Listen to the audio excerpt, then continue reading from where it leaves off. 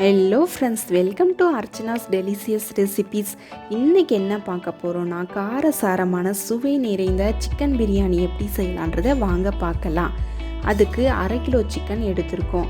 1/2 kilo சிக்கனுக்கு 1/2 kilo basmati rice எடுத்திருக்கோம். இதை வச்சு எப்படி செய்யலான்றதை வாங்க பார்க்கலாம். அதுக்கு குக்கரை சூடு பண்ணிக்கலாம். குக்கர் சூடான உடனே அதில் 2 டேபிள் ஸ்பூன் அளவு நெய் சேர்த்துக்கலாம். நெய் சூடான உடனே அதில் ஸ்பைசஸ் எல்லாத்தையும் சேர்த்துக்கலாம். 2 பிரியாணி இலை, 2 கிராம்பு, 2 ஏலக்காய், சின்ன சின்னதாக 4 பட்டை, நட்சத்திர சோம்பு, இது எல்லாத்தையும் சேர்த்துட்டு நல்லா ரோஸ்ட் பண்ணிக்கலாம்.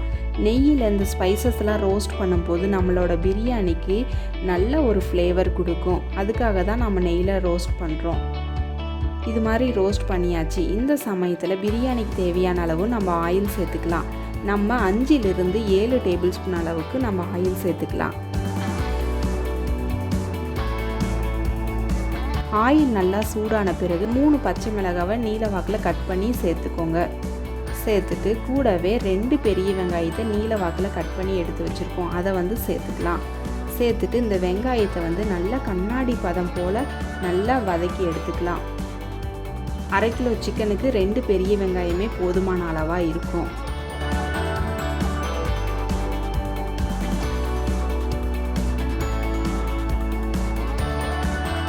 பாருங்கள், நமக்கு வெங்காயமெல்லாம் கண்ணாடி பதத்துக்கு வந்துருச்சு. இந்த சமயத்தில் 3 சின்ன சின்ன தக்காளியை இது மாதிரி கட் பண்ணி எடுத்து வச்சுருக்கோம். அதை சேர்த்துக்கலாம். சேர்த்துட்டு அதையும் நல்லா இது மாதிரி வதக்கி விட்டுருங்க. பிரியாணிக்கு நல்ல ஒரு ஃப்ளேவர் தரதே அந்த இஞ்சி பூண்டு விழுது தான். அதனால் 3 டேபிள் ஸ்பூன் அளவு சேர்த்துக்கலாம். சேர்த்துட்டு பச்சை வாசனை போகிற அளவுக்கு நல்லா வதக்கி விட்டுக்கலாம்.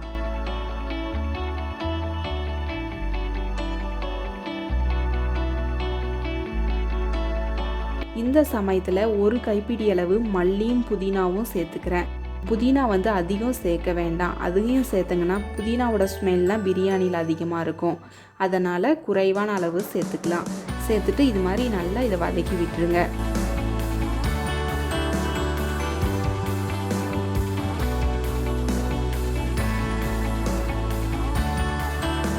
இந்த சமயத்தில் 1/2 கிலோ சிக்கனை வாஷ் பண்ணி எடுத்து வச்சுருக்கேன். அதை சேர்த்துக்கலாம்.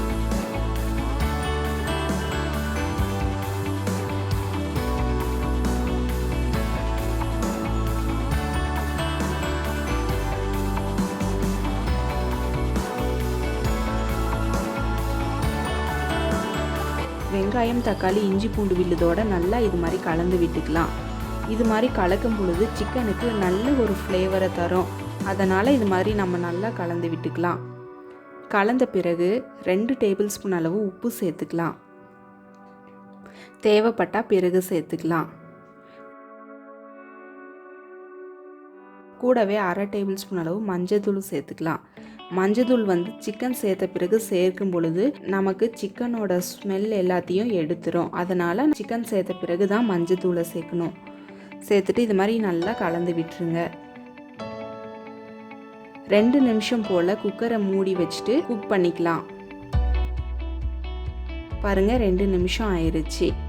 இஞ்சி பூண்டு விழுது, தக்காளி, இதோட ஸ்மெல் எல்லாமே சிக்கனுக்குள்ளே போயிட்டு நம்மளுக்கு நல்ல ஒரு சுவை தரும். அதனால் 2 நிமிஷம் போல் இது மாதிரி குக் பண்ணுறோம்.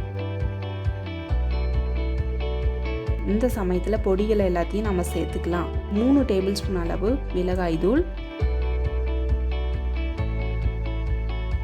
2 டேபிள் ஸ்பூன் அளவு மல்லித்தூள், 1/4 டேபிள் ஸ்பூன் அளவு கரம் மசாலா.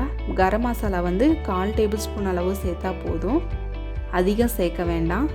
1/4 டேபிள் ஸ்பூன் அளவு பிரியாணி மசாலா. இந்த பிரியாணி மசாலா வீட்லேயே செஞ்சது தான். அதில் கிராம்பு, ஏலக்காய், பட்டை 3மே ஈக்குவல் குவான்டிட்டியில் எடுத்துக்கோங்க. எடுத்துகிட்டு நல்லா மிக்சியில் அரைச்சிருங்க.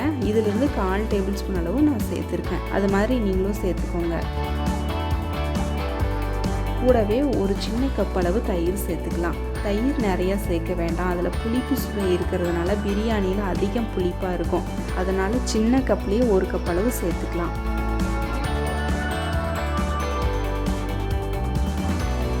கூடவே ஒரு லெமனோட ஜூஸை எடுத்து வச்சுருக்கேன். அதை சேர்த்துக்கலாம். லெமன் ஜூஸ் எதுக்கு சேர்க்கிறதுனா, காரத்தோட ஒரு புளிப்பு கலந்த சுவை வரும் பொழுது அந்த பிரியாணிக்கு ரொம்ப ரொம்ப ஒரு டேஸ்ட்டை கொடுக்கும். அதனால் நம்ம லெமன் ஜூஸ் சேர்க்குறோம்.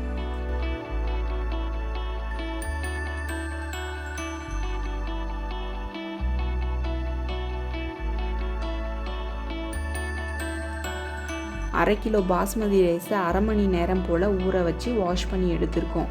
அது சேர்த்துக்கலாம். இது மாதிரி சேர்த்துக்கோங்க. இது மாதிரி சேர்த்த பிறகு ரைஸ்க்கு மேலே ஒரு கொஞ்சமாக புதினாவும் மல்லியும் சேர்த்துக்கலாம். அதாவது பாஸ்மதி ரைஸை பொறுத்தளவுக்கு எப்போவுமே 1 டம்ளர் ரைஸுக்கு 1.25 டம்ளர் அளவு தண்ணி எடுத்துக்கணும். அதுதான் சரியான அளவு. நான் இந்த டம்ளரில் 1 டம்ளர் அளவு ரைஸ் எடுத்துக்கிட்டேன். அதனால் 1.25 டம்ளர் அளவு தண்ணி சேர்த்துக்கிறேன். தண்ணி சேர்த்த பிறகு கலந்து விடாதீங்க. கலந்து விடாமல் அப்படியே குக்கரை மூடி போட்டுடலாம். மூடி போட்டுட்டு 3 விசில் வரைக்கும் நம்ம விடலாம். 3 விசில் வந்தோடனே ஆஃப் பண்ணிவிட்டு ப்ரெஷர் அடங்குற வரைக்கும் அப்படியே விட்டுருங்க. இப்போ பாருங்கள், ப்ரெஷர்லாம் அடங்கியாச்சு. நம்ம ஓப்பன் பண்ணி பார்க்கலாம். ரொம்ப சூப்பராக பிரியாணி ரெடி ஆயிருச்சு. ஒரு அரிசி கூட உடையாமல் நீளமாக வந்திருக்கு பாருங்கள். இதே மெத்தடில் கண்டிப்பாக நீங்கள் ட்ரை பண்ணுங்கள். என்னுடைய வீடியோ பிடிச்சிருந்தா லைக் பண்ணுங்கள், சப்ஸ்கிரைப் பண்ணுங்கள், மறக்காமல் ஷேர் பண்ணுங்கள்.